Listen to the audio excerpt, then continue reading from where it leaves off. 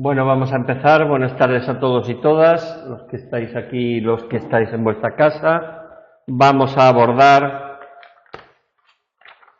el tema 7 referido a la memoria implícita. Vimos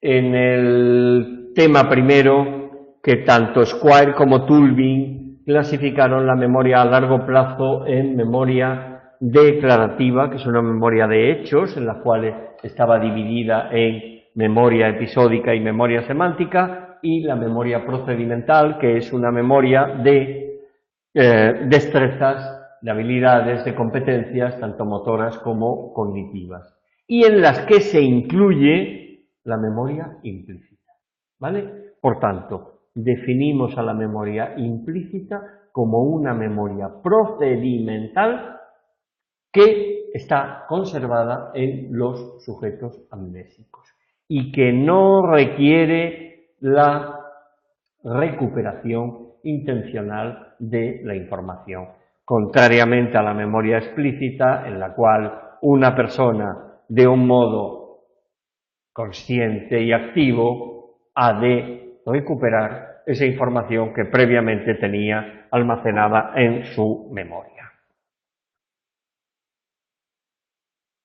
A la hora de evaluar la memoria implícita, presentamos al sujeto una serie de estímulos, ¿vale? En una primera fase que se llama fase de codificación o fase de estudio. Y le pedimos que haga diferentes cosas, ¿no? Que cuente el número de letras que tiene una palabra, que cuente las sílabas que tiene, que diga cuánto le gusta o no le gusta esa palabra, etcétera, etcétera, pero en ningún momento le decimos que memorice esas preguntas. Y lo que se hace es, en una fase posterior, que es la fase de prueba, se presentan esas palabras que previamente se han presentado, junto con otras palabras o dibujos, lo que fuere, nuevas o nuevos, si son dibujos, y lo que sucede es que, a pesar de que no ha habido ninguna instrucción explícita a los sujetos para que memorice esos estímulos, su recuerdo o su reconocimiento es mayor que aquellos estímulos que no han sido previamente presentados. Cuando esto sucede, decimos que estamos ante un priming de repetición, ¿vale? Y llamamos priming al efecto facilitador que sobre el recuerdo o el reconocimiento tiene la presentación previa de un estímulo, aunque no haya intención de memorizar ese estímulo.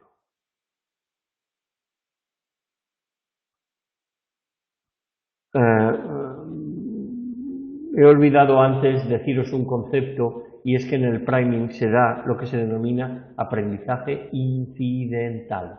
Es decir, no hay intención de aprender, pero se aprende, ¿vale? Sin que haya intencionalidad por el sujeto de aprender.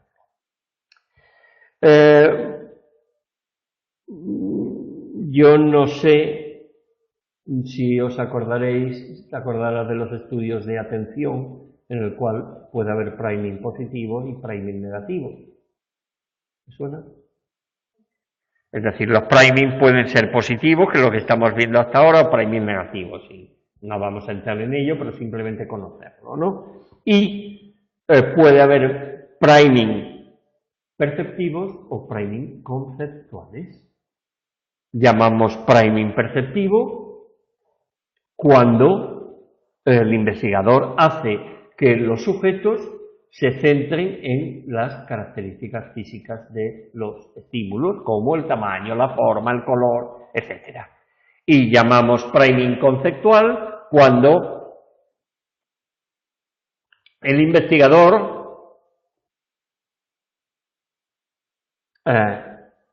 se centra en que los sujetos se fijen en los aspectos semánticos del estímulo.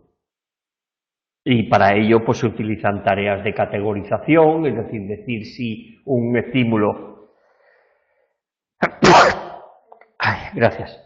Si un estímulo pertenece o no a una... Gracias. Pertenece o no a una determinada categoría, si es un objeto posible o un objeto imposible, si es un objeto animado, si es un objeto inanimado, es decir, son múltiples las tareas que los objetos pueden llevar a cabo con los estímulos. Bueno, las investigaciones que se estaban llevando a cabo llevaron a que en los años 80 apareciera mucho interés por el estudio de la memoria implícita. Y ese interés vino dado por una serie de factores. Primero, mientras que la memoria explícita se deteriora y se pierde contenido con el paso del tiempo, acordaos de las curvas del olvido, cuanto mayor tiempo ha pasado, mayor es la cantidad de material que se pierde, la memoria implícita se mantiene con el paso del tiempo, incluso investigaciones hasta un mes, ¿vale? Y ese mantenimiento de la memoria implícita con el paso del tiempo se ha probado tanto en el recuerdo de palabras como de dibujos o de recuerdo o reconocimiento de objetos a través del tacto.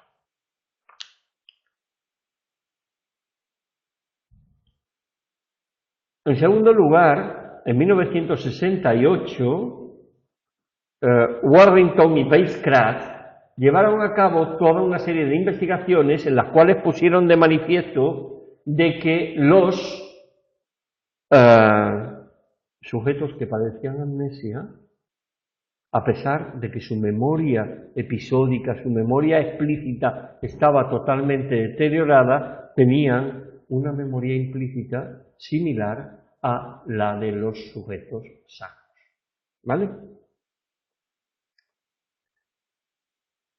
Aquí, en la página 291, aparecen algunas de las pruebas que se le presentaban a los sujetos, que eran dibujos fragmentados, con diferente nivel de fragmentación. Y aquí tenemos el ejemplo de un dibujo fragmentado en 8 niveles, desde no saber absolutamente qué es hasta el avión, ¿vale? Bueno, pues los sujetos amnésicos tienen resultados similares a los sujetos sanos en dibujos con un elevado grado de fragmentación. Sin embargo, cuando se le presenta el dibujo completo, junto con otros dibujos que no han sido presentados, los sujetos no recuerdan los objetos. Es decir, la memoria explícita está deteriorada, pero no la memoria implícita. Y un tercer aspecto es que el priming no disminuye con la edad. Contrariamente a lo que sucede en la memoria explícita, que las personas, conforme nos vamos haciendo mayores, tenemos más dificultad a la hora de recordar nombres, situaciones, fechas, etcétera, etcétera. Es decir, tenemos dificultad de acceso a la información almacenada. Los resultados en memoria implícita son muy parecidos de las personas mayores a los adultos jóvenes. Es decir, no hay deterioro como consecuencia del incremento de la edad de las personas. Si miráis página 292 hasta 295, tenéis toda una serie de pruebas que se utilizan a la hora de evaluar la memoria implícita. Y esas pruebas pueden ser perceptivas cuando le pedimos al sujeto que se centre en características físicas de los estímulos, ¿vale? O pueden ser pruebas conceptuales, pruebas semánticas, en las cuales se les pide el significado o el grado o el agrado o desagrado que para el sujeto tiene. También las hay pruebas perceptivas ápticas que se centran en la evaluación del tacto. Con cualquiera de las técnicas utilizadas se producen dos fases. Una fase que es la fase de estudio, en el cual se presentan al sujeto palabras, dibujos, objetos, para que lo evalúe con el tacto, lo que fuere, ¿vale? Y en una fase posterior, la fase de prueba, en la cual se presentan esos dibujos, esas palabras, con otros, y los sujetos tienen que identificarlo, o bien lo que se presentan son dibujos fragmentados, o se presentan palabras incompletas, compleción de raíces, raíz de la palabra, pan, para decir panadero, o vel, para la palabra velero, etcétera, etcétera, ¿no? Y se constata que en la mayoría de las ocasiones el recuerdo o el reconocimiento de esos estímulos es superior a estímulos que no han sido previamente presentados.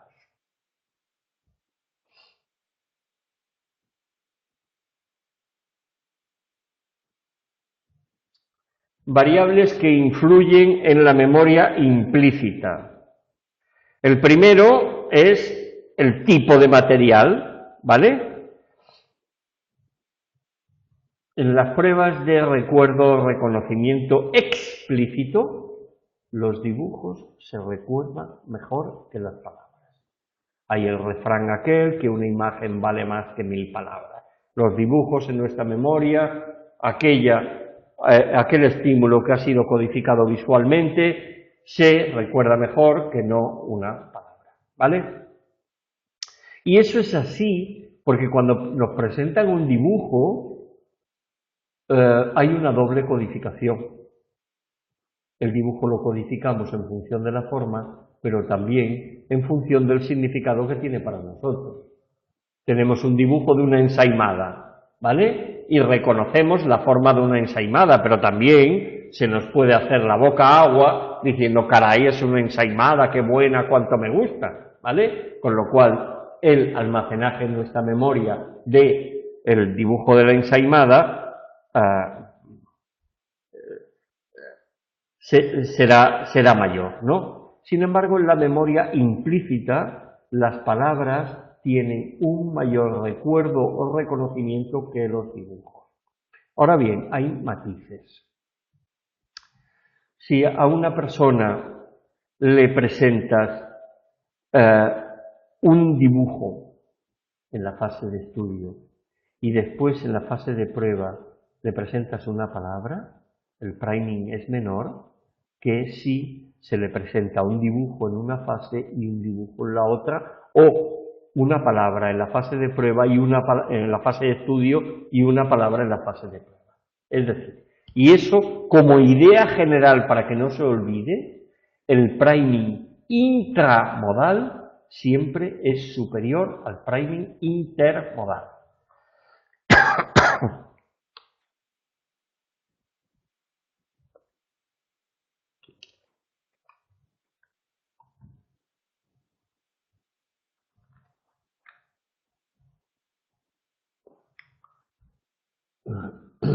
Cambios en los rasgos físicos de los estímulos.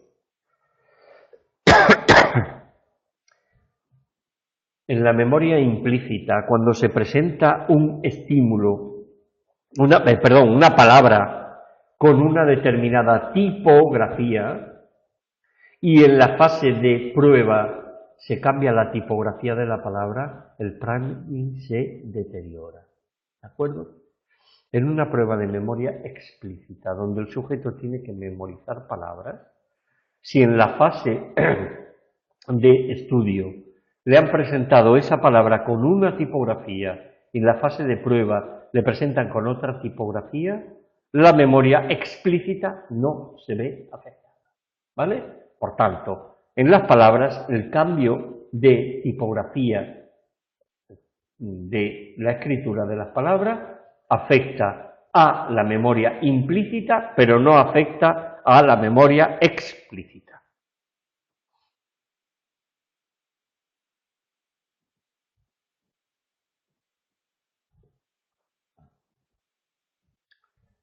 En el caso de presentación de dibujos, si durante la fase de prueba se cambian las características físicas, como la forma, el priming disminuye. Página 297. Aquí tenemos en la parte superior, dos tipos de piano, ¿verdad? Un piano de cola, ¿vale? Y tenemos otro tipo de piano que no es de cola. Si en la fase de prueba se cambia las características del piano, es decir, en la fase de estudio se presenta un piano de cola y después se presenta un piano no de cola, el priming se deteriora. Sin embargo, si lo que se cambia es el tamaño, es decir, en vez de ser un piano de cola grande es un piano de cola pequeño, o se cambia la orientación, que en vez de estar mirando hacia la izquierda, mira hacia la derecha, el priming no se deteriora. ¿De acuerdo? Aquí la autora del texto ha llevado a cabo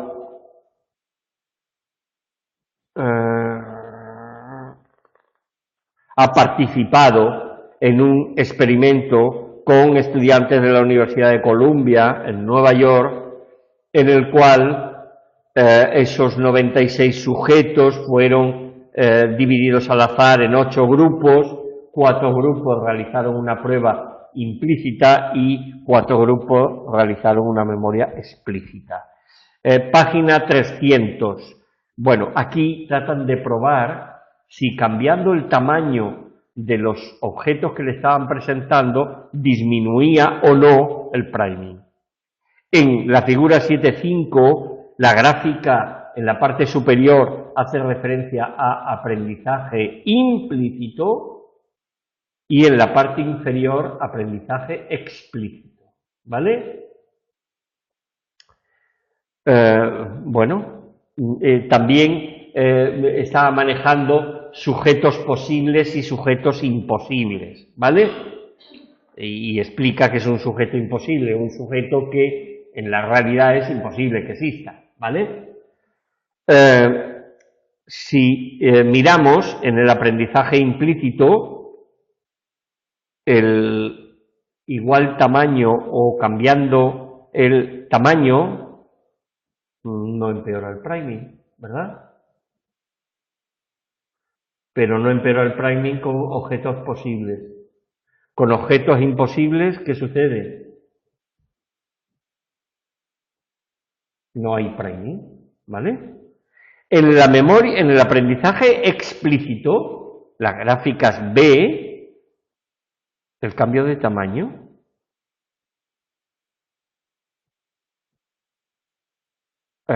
empeora el aprendizaje, tanto con sujetos posibles como imposibles. ¿De acuerdo? Llevan a cabo un segundo experimento en el cual tratan de probar la orientación izquierda-derecha y se pone de manifiesto que en el aprendizaje implícito el cambio de orientación no influye en el priming, sin embargo en la memoria explícita sí afecta. ¿De acuerdo? Es peor.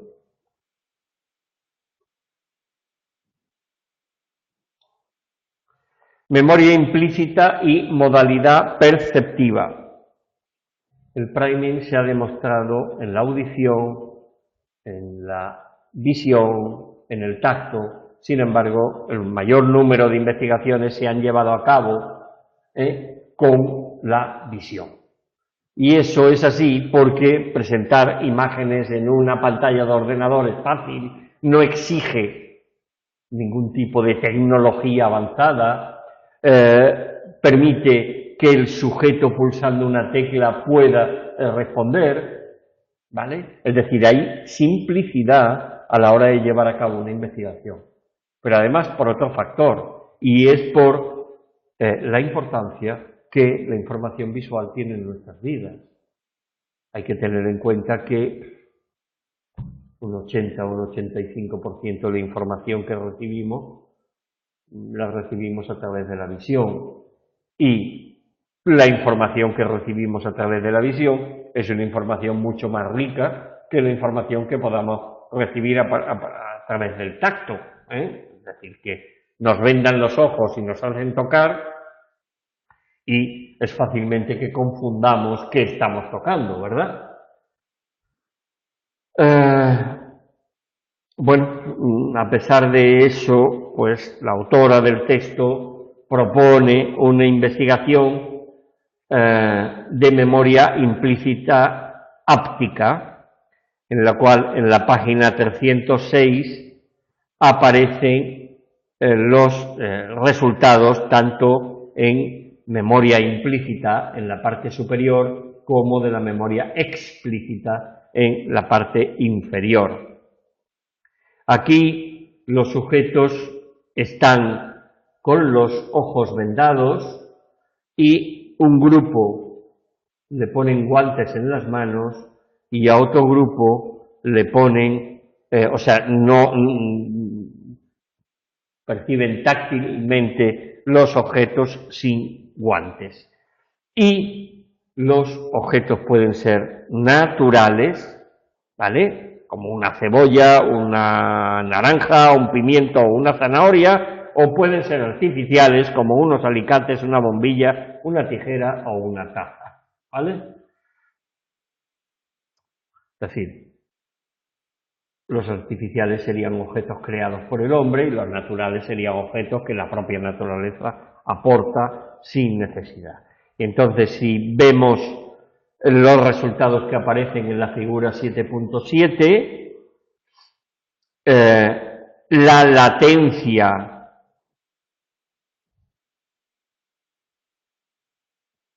la latencia es menor en objetos artificiales que no en objetos naturales, ¿vale? En sujetos que han utilizado, en un grupo de sujetos que ha utilizado guantes. ¿Lo veis? Están utilizando guantes. ¿Y por qué la latencia de respuesta? ¿Por qué se tarda menos en responder en un objeto artificial que en uno natural?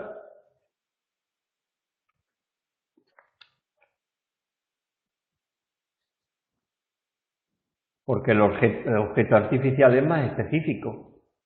O sea, a mí me vendan los ojos y me dan algo redondo, y eso redondo puede ser una pelota de tenis, puede ser una naranja, puede ser un melocotón, y encima con guantes.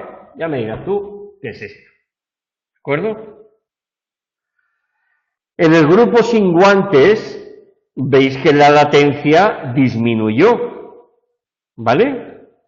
Pero los objetos artificiales tienen una latencia menor que los objetos naturales. Sigue habiendo, ¿vale? En la memoria explícita,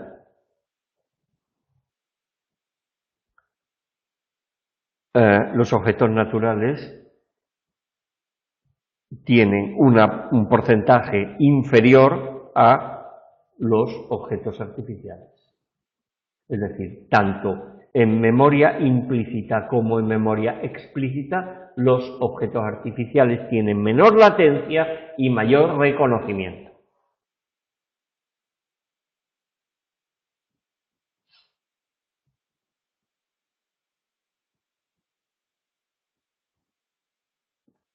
Otro aspecto a considerar es si el priming es específico de la modalidad sensorial en la cual se presentan los objetos, se presentan los estímulos, ya que algunas investigaciones habían puesto de manifiesto de que la visión y la audición interferían entre sí, dando lugar a que el priming disminuyera. Es decir, si se presenta un estímulo visual en la fase de estudio y después se le dice al sujeto, el priming era menor porque había interferencia entre ambas modalidades sensoriales. Y aquí de nuevo, la autora del texto nos presenta un experimento realizado en 1999, en los cuales trata de probar si es mejor el priming intermodal que el priming intramodal. En la prueba áptica, primero, lo que pone estudio visual, resulta que en una primera fase a los sujetos le han presentado los estímulos visualmente, ¿vale? Y después los sujetos han tenido que, en la fase de estudio, en la fase de prueba, reconocerlos táctilmente, ¿vale?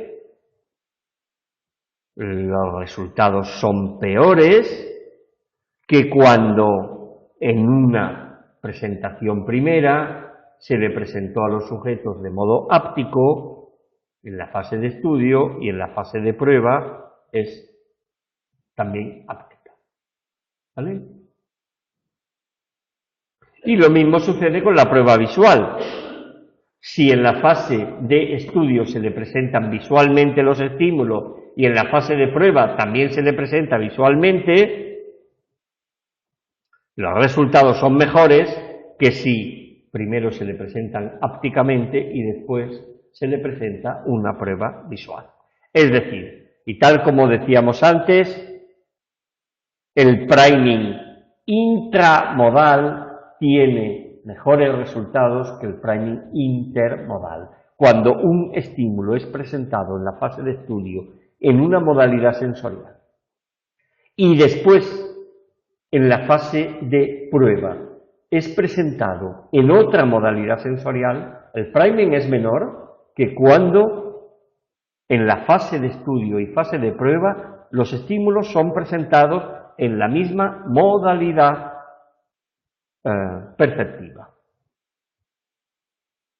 Bueno, aquí la autora del texto os pide actividades de que leyendo el anterior experimento seáis capaces de entender lo que sucedió en ese experimento, que lo miráis con detenimiento. Memoria implícita y atención.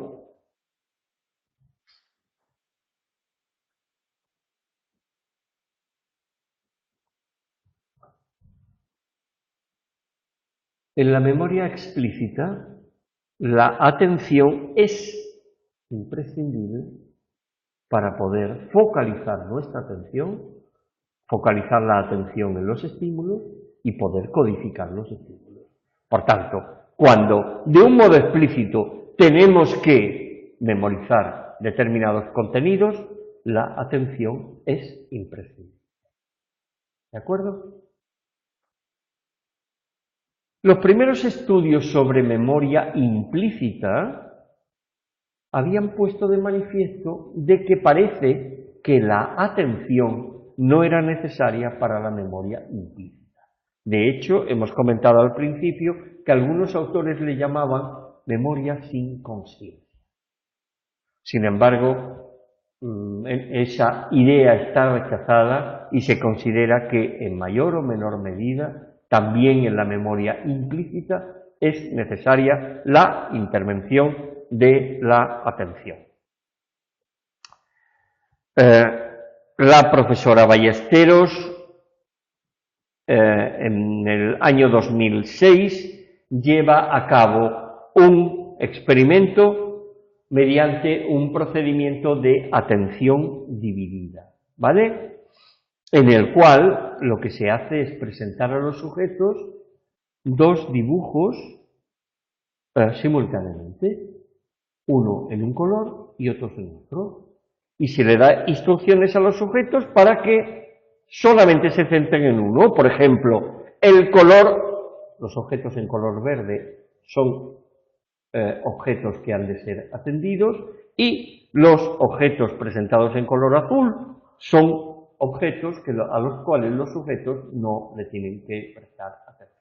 ¿Vale? Eso en la fase de estudio. Después, en la fase de prueba, se le presentan tanto los estímulos en azul como los estímulos en verde, ¿vale? Degradados, no como se le han presentado, sino con niveles de fragmentación. Y, página 316, el experimento fue llevado a cabo con adultos jóvenes y a los sujetos se le pidió el recuerdo o reconocimiento, en este caso el reconocimiento a través de fragmentación del dibujo, inmediatamente a los 5 minutos, cuando ha pasado un día, una semana o un mes, ¿vale? Y vemos que los objetos atendidos, es decir, los objetos, por ejemplo, verdes, necesitan menor nivel de fragmentación que no los estímulos no atendidos. Por ejemplo, los de color azul, ¿vale? Y los que más niveles de fragmentación necesitan son estímulos nuevos, presentados nuevos, que no han sido estudiados, ¿vale? En el cual, pues, se van a unos niveles de 5,5, 5 o 5,5, ¿vale? Es importante que cuando veáis esos resultados, volváis a la página 291 y veáis el ejemplo que aparece aquí de un dibujo fragmentado en 8 niveles, ¿vale? De modo que el nivel 4 o 5, pues es un nivel que tampoco es muy fácil identificar el estímulo, ¿vale? Pues los estímulos atendidos fueron, con un nivel de 4 o 5, fueron capaces de ser reconocidos, ¿vale? Sin embargo, ¿qué pasa en una tarea de memoria explícita? Pues los estímulos que fueron atendidos tuvieron un número de aciertos muchísimo mayor que los no atendidos y bastante parecidos a los nuevos, a los no estudiados. ¿Se ve bien?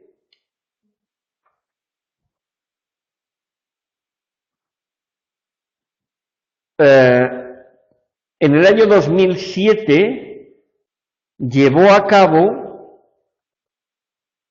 un estudio con niños de tercero y quinto curso de primaria, ¿vale? A los cuales utilizó como grupo de control de niños con déficit de atención, ¿vale? Y vemos que obviamente los niños que tenían un déficit de atención, que son las columnas en gris oscuro, ¿vale? Son niños que necesitaron un nivel de complexión mayor, necesitaron que el objeto estuviera más completo que no los niños que no tenían un déficit de atención y que actuaban como grupo de control. Y eso tanto en tercer curso como en quinto curso de primaria. ¿Se ve bien? Vale.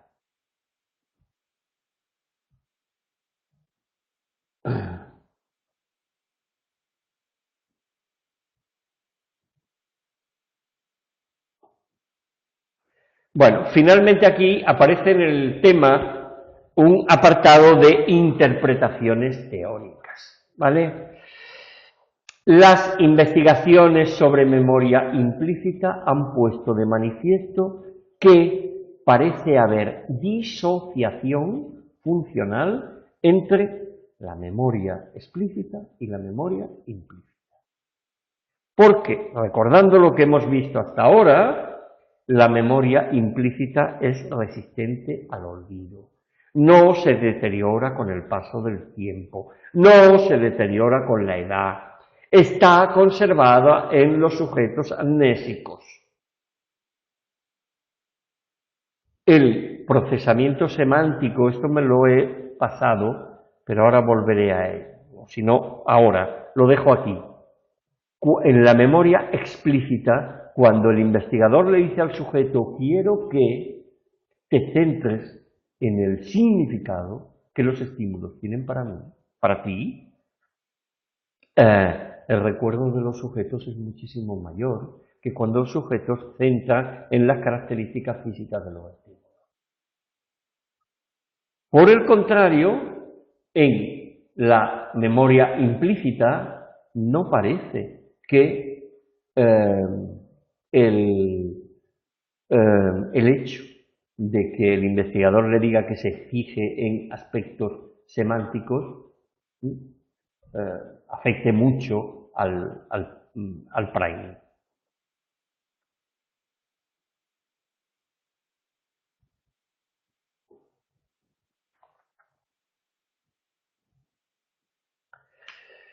Hay también otro concepto que no lo he tocado y quiero comentarlo con vosotros, con objeto de que os quede claro, y es que las primeras investigaciones acerca del priming consideraron que el priming se produce porque tenemos almacenadas representaciones mentales en nuestra memoria.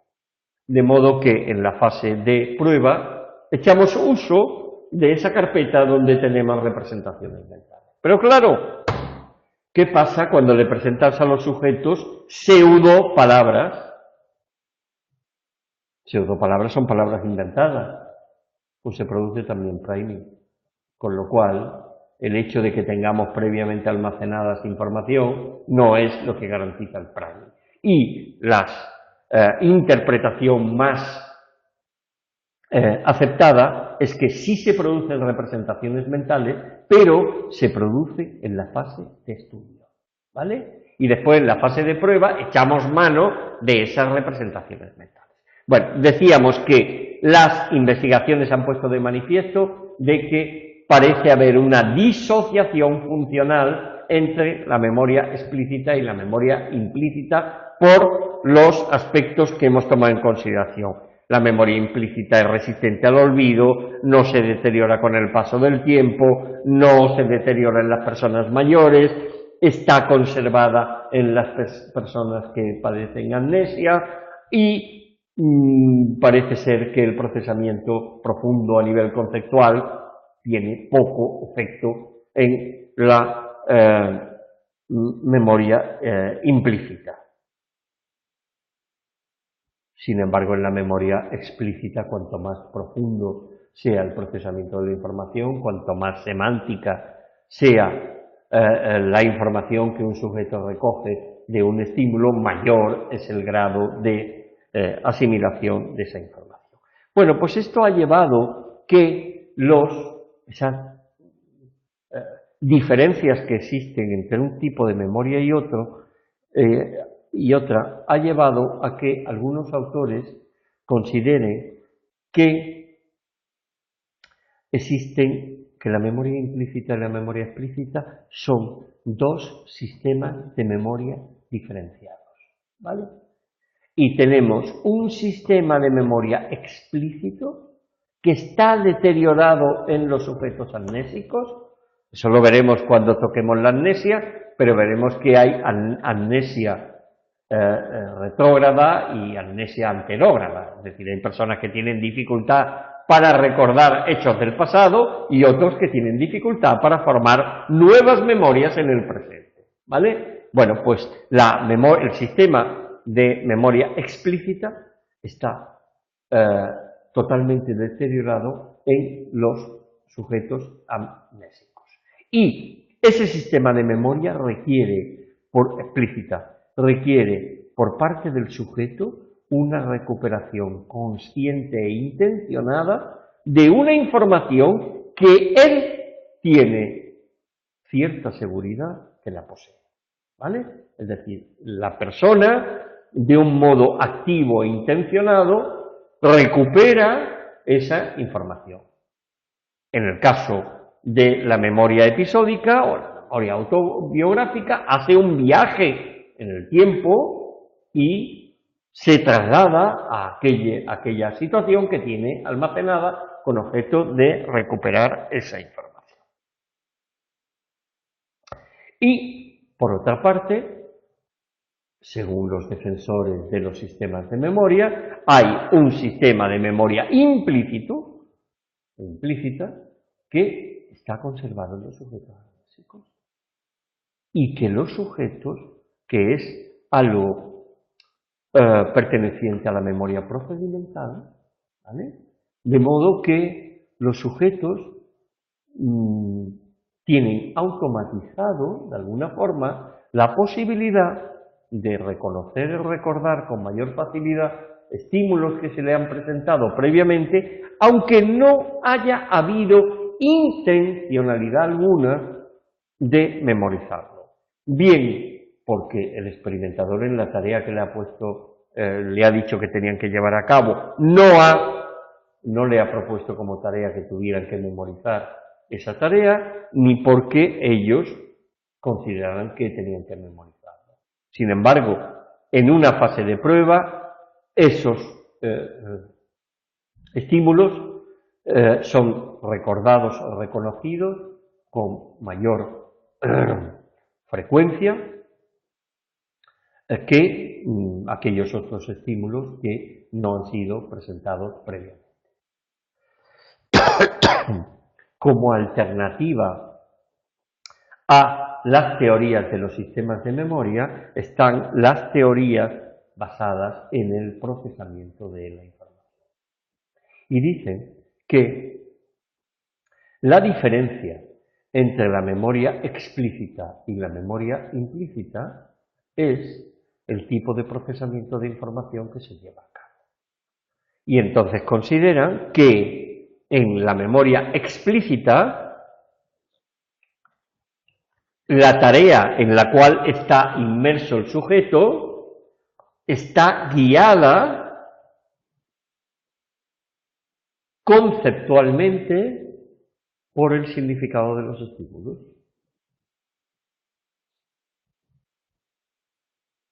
En tanto que las tareas de la memoria implícita están dirigidas por las propiedades físicas de los estímulos.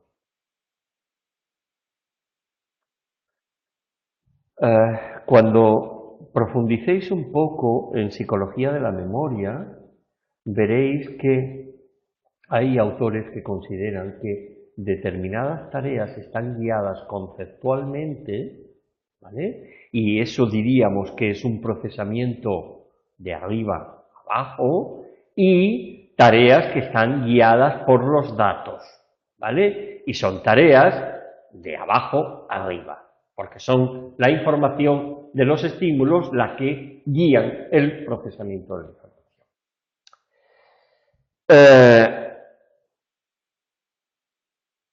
Aquí la autora del texto toma partido, ¿vale? Y se alinea con los defensores de que la memoria explícita y la memoria implícita son dos sistemas diferentes. Veremos en el tema 10 que hay, propuesto por Sachter fundamentalmente, y creo que Tulving también, hay distintos tipos de sistemas de memoria, ¿no? Y considera que las teorías que apelan a la diferenciación de la memoria explícita e implícita en base al procesamiento de la información, pues no pueden explicar por qué los sujetos amnésicos no son capaces de manejar conscientemente información y sin embargo son capaces de recordar información de modo inconsciente. Es decir, por qué los sujetos amnésicos tienen deteriorada su memoria explícita, pero tienen conservada su memoria implícita. Pero además, las teorías centradas en el procesamiento de la información que se iniciaron con Craig y Tulding, ¿vale? Y Lohar, ponen de manifiesto que lo que determina el recuerdo de una información es el nivel de procesamiento de la información que hayamos llevado a cabo. Pero, y eso lo vimos cuando vimos esa teoría del procesamiento, de los niveles de procesamiento de la información, que es una teoría que, aunque experimentalmente se ha mostrado que funciona, es decir, aquella información que un sujeto procesa semánticamente se recuerda mejor que aquella que procesa a nivel de características físicas de los estímulos, es una teoría que no permite la falsación. Y es una teoría en la cual lo que hace es llevar a cabo explicaciones ad hoc. Sucede algo y una vez que ha sucedido algo, explica por qué ha sucedido algo, ¿vale? Pero son explicaciones de tipo circular. ¿Por qué Pepe ha recordado mejor?